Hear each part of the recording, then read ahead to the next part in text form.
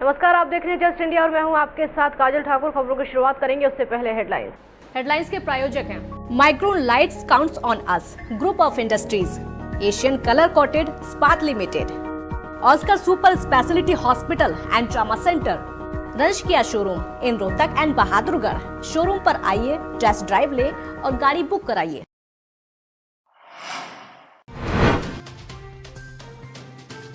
भारत में 96,169 कोरोना संक्रमित मरीजों की संख्या। 24 घंटे में 5,000 से ज्यादा मरीज आए सामने। 157 लोगों की हो चुकी मौत। यमुनानगर में थाना प्रभारी समेत 4 पुलिसकर्मी सस्पेंड। अवैध शराब को लेकर गोलमाल करने का आरोप। पुलिसकर्मियों ने 95 पेटियां की गायब।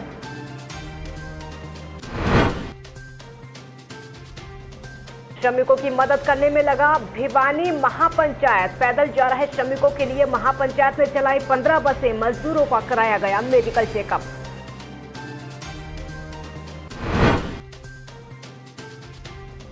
और पूर्व बीजेपी विधायक कुलवंत बाजीगर ने किसानों की समस्याओं को लेकर सीएम मनोहर लाल से मिलने की कही बात। धान की फसल लगाने की अनुमति देने की मांग।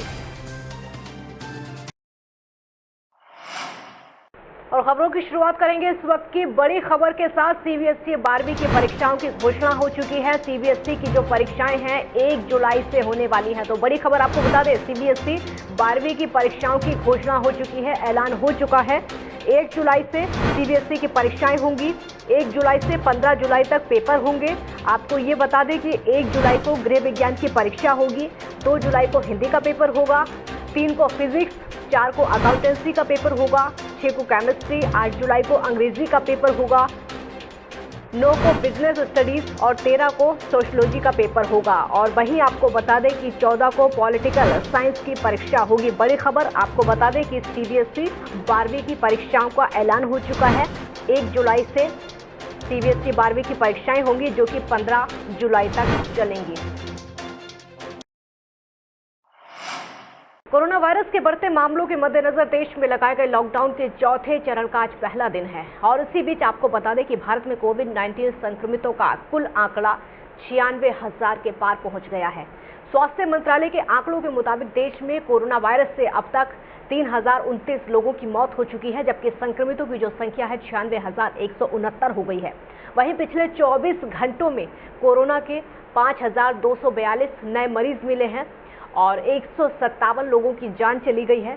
24 घंटों में कोरोना के मामले में ये अब तक का सबसे बड़ा उछाल है। हालांकि राहत की बात यह है कि 36,824 मरीज कोरोना को मात देने में कामयाब हुए हैं। रिकवरी रेट सुधरकर 38.29% पहुंच गए हैं। और हरियाणा की अगर बात की जाए तो यहाँ संक्रमित लोगों का आंकड़ा 910 के पार पहुंच चुका है। प्रदेश में 14 लोगों की मौत हुई है। वहीं गुरुग्राम के आंकड़े डराने लगे हैं, क्योंकि वहां एक साथ 11 मरीज मिलने से जिले में 200 आंकड़ा पहुंच गया है। कोरोना पॉजिटिव मरीजों का आंकड़ा, जो कि एक चिंता का विषय, लगातार आपको ये बता दें कि स्वास्थ्य विभाग की चिंता भी बढ़ती जा रही है और सरकार की भी। यमुनानगर के रादौर इलाके में थाना प्रभारी समेत 4 पुलिसकर्मियों को सस्पेंड कर दिया गया है। और आपको ये भी बता दें कि इन सभी पर पकड़ी गई अवैध शराब को लेकर गोलमाल करने का आरोप है। इसकी डीएसपी अधिकारी लेवल की जांच हुई, जिसके बाद सामने आया कि इसमें गड़बड़ी हुई है। और फिर रादौर थाना प्रभारी संदीप कुमार खेड़ी, लक्का पुलिस चौकी प्रभारी जसवीर सिंह समेत 4 पुलिसकर्मियों को सस्पेंड किया गया। जानकारी के मुताबिक 30 अप्रैल को रादौर पुलिस ने भोगपुर गांव के पास ट्रैक्टर ट्रॉली से अवैध शराब का जखीरा बरामद किया था। ट्रॉली में से 205 पेटियां बरामद की गई थी। इस दौरान पुलिस की रेड के बाद ट्रैक्टर ट्रॉली में सवार आरोपी भाग गए थे। इस मामले में पुलिस ने भोगपुर गांव के ही वीरेंद्र और राजेश के खिलाफ मामला दर्ज किया। जिस दौरान पुलिस ने शराब बरामद की तो शराब पर कोई मार्क नहीं था। इसके बाद पुलिसकर्मियों ने सैंपल भी भेजे। इस मामले में शराब की बरामदगी दिखाने के बाद आरोप लगा था कि पुलिसकर्मियों ने कम शराब दिखाई। जांच में सामने आया कि पुलिसकर्मियों ने मिली भगत से 95 पेटी कम शराब दिखाई थी। इसकी जांच के लिए एसपी हिमांशु गर्ग ने आदेश दिए थे, जिसके बाद जगाधरी डीएसपी सुधीर तनेजा ने जांच की थी। सेना जिस प्रकार से देश के चिकित्सकों का हौसला बढ़ाने के लिए लगातार फूल बरसा रही है, उसी प्रकार से भिवानी में कोरोना योद्धाओं के सम्मान में विद्यालय के घनश्याम सर्राफ ने एक कार्यक्रम आयोजित किया।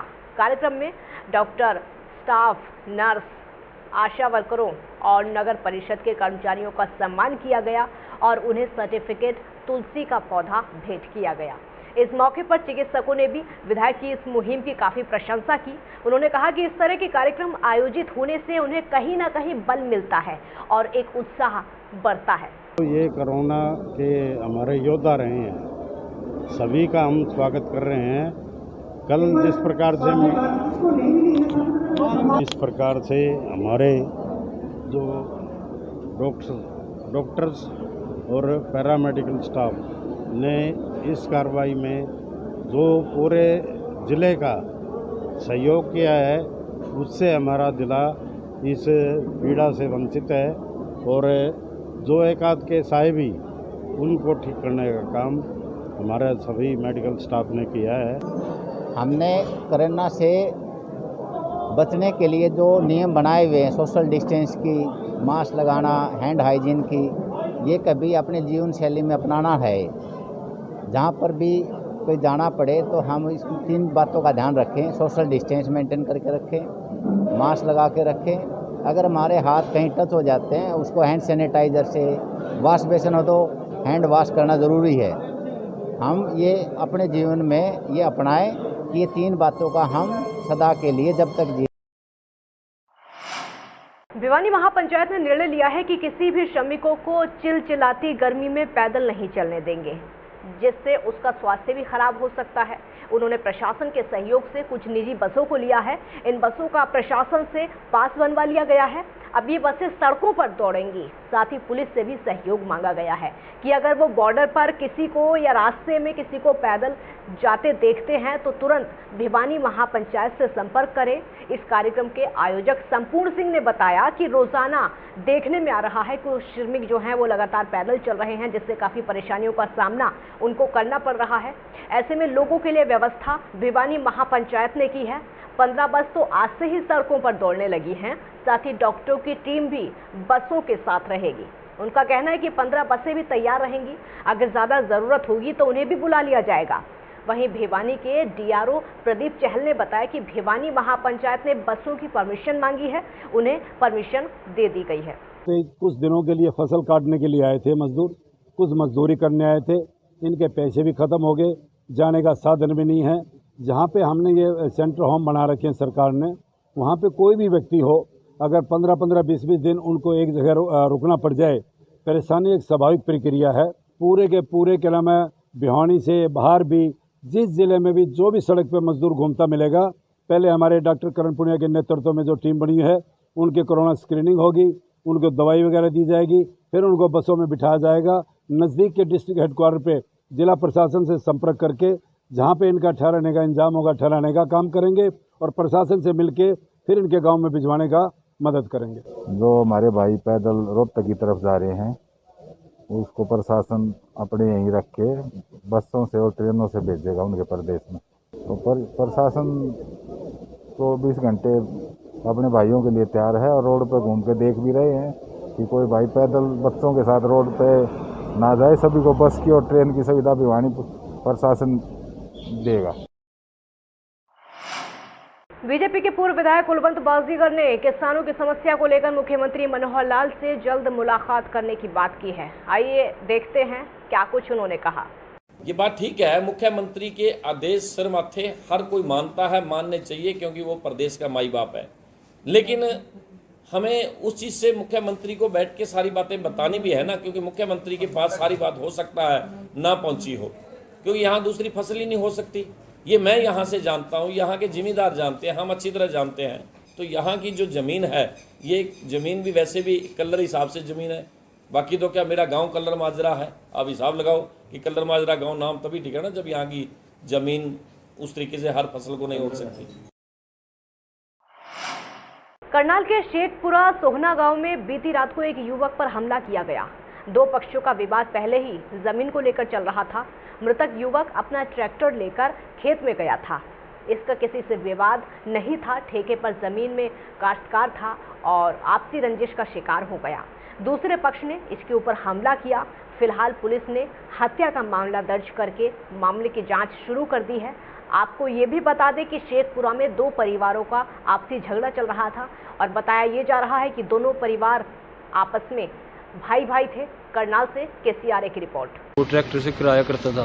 अच्छा। किराया करने के लिए गया था खेत में, उनका आपसी कोई घरेलू मैटर था, आपस का झगड़ा था और वो इन पे टूट पड़े। तो बिना किसी बात पे इनके साथ तो कोई बात ही नहीं थी। किसका मर्डर किया, कौन है, नाम क्या है? परमजीत नाम है उनका, मेरे चाचा जी का लड़का है। अच्छा। जिनका मर्डर हुआ है। किस बात को, कोई जमीनी विवाद था? उनका कोई घरेलू विवाद था। जिन्होंने मर्डर किया वो चाचा ताया के लड़के हैं, आपसी रंजिश थी उनकी आपस में। परिजनों के द्वारा जो बयान दिए गए, FIR दर्ज कर दी गई और जिसके खिलाफ बयान दिए गए हैं सभी को पूछताछ करके इन्वेस्टिगेशन करके और गिरफ्तार किया। कितने लोग हैं? बाई नाम कितने हैं? 4 आदमियों के बाई नेम इनके द्वारा लिखा। कोई हिरासत में लिया गया? अभी पूछताछ चल रही है। पोस्टमार्टम आज? पोस्टमार्टम अभी होने जा रहा है। पोस्टमार्टम के लिए डॉक्टर साहब का बोर्ड तैयार हो गया, अभी 5-7 मिनट तक यहाँ आ जाएगा।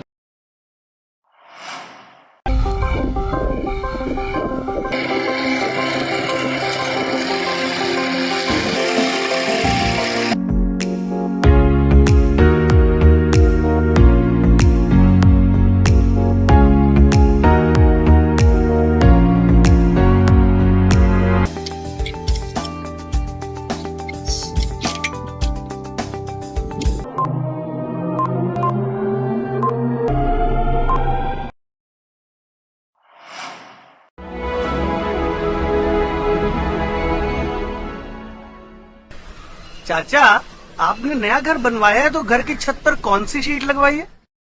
बेटा, मैंने अपने घर की छत पर एशियन शीट लगवाई है क्योंकि वो कभी न मिटने वाले ओरिजिनल निशान की चादरें हैं। साथ में ISI का चिन्ह, 5 साल की वारंटी के साथ साथ पैसों का सही मूल्य देने वाली वही इकलौती शीट्स हैं। क्योंकि नाम नहीं, पहचान जरूरी है।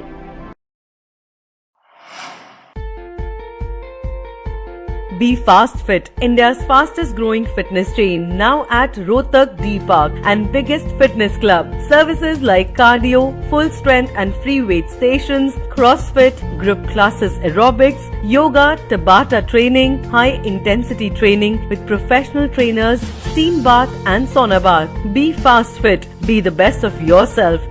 Right to Addition Reserve.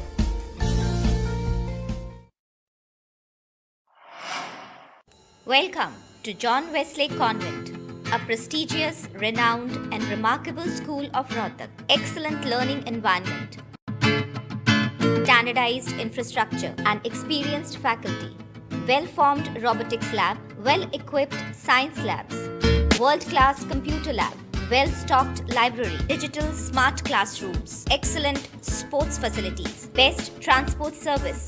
John Wesley Convent, a school where your search comes.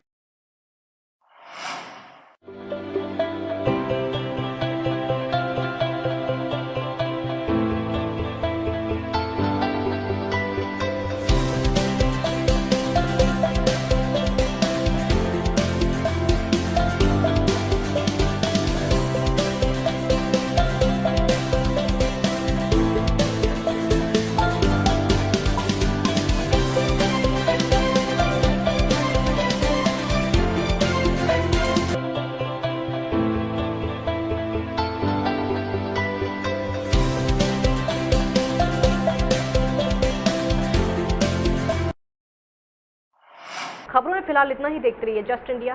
नमस्कार।